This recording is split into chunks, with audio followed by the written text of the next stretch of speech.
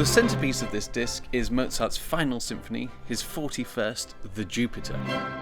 Over the last 6 years, Aurora has given countless performances of symphonies with the whole orchestra playing from memory. But this is the first time that we've stepped inside the recording studio to do the same thing. And the results for us were really astonishing. They were incredibly intense recording sessions for all the players and for myself.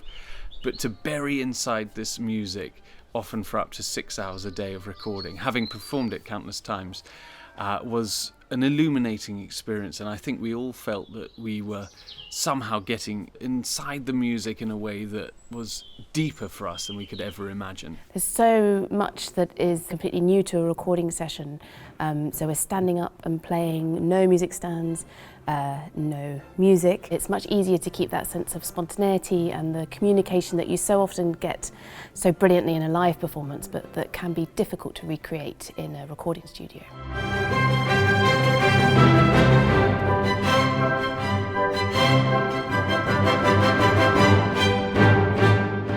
The rest of the disc uses this title, Jupiter, as a jumping off point for quite an eclectic group of pieces. It's all works that we absolutely love as an orchestra, and we're delighted to be putting down on this album. This album is going to be called The Music of the Spheres, and it's drawing together music inspired by, or that conjures up this concept that Pythagoras came up with thousands of years ago, that was this idea of looking at moving objects, so objects that might be moved because you hit them with a hammer or you pull a bow across a string, and realising that if any object moving makes a noise, that surely the whole universe is always making a noise.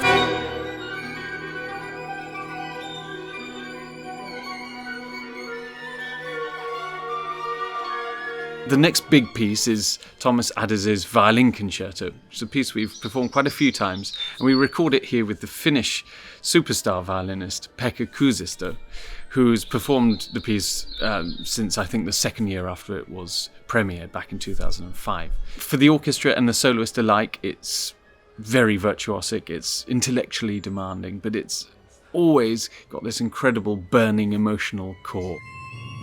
The ending of the concerto, there's a wonderful moment where the solo violin and the piccolo start this sort of ritual sounding tune of the last movement. We started at the same time but using different meters. So instantly you feel like the music is sort of starting to tear itself apart from the top layers, and there's this wonderful beginning of the end.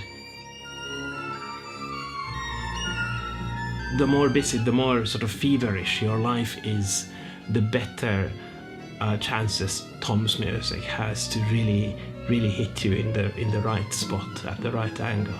It's hyper emotional music for people in an accelerating world. So Max's piece CP 1919, he divides the strings up into different groups, and they all play at very simple but different rhythmic patterns.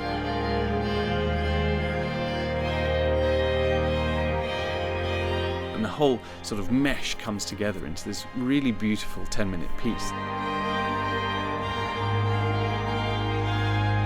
So the last two remaining pieces are very contrasting in character. The first is Time Stands Still, a very famous lute song by the English songwriter, composer John Dowland. This is sung by a great friend of the orchestra, the countertenor Iestyn Davis, in an arrangement by another great friend of the orchestra, Nico Muhly, the American composer, who has given a lovely sort of updated twinkle twist upon this very beautiful old lute song. Sailors fighting in the dance floor. Oh man, look at those cavemen go. We couldn't finish this album, Music of the Spheres, without a look at a song which was called, when it was released, Gloriously Strange Sci-Fi Anthem. That's Life on Mars by David Bowie. And the brilliant Sam Swallow has come to join us for an arrangement of this very beautiful but crazy song, Life on Mars, which finishes off the disc. Is there life on Mars?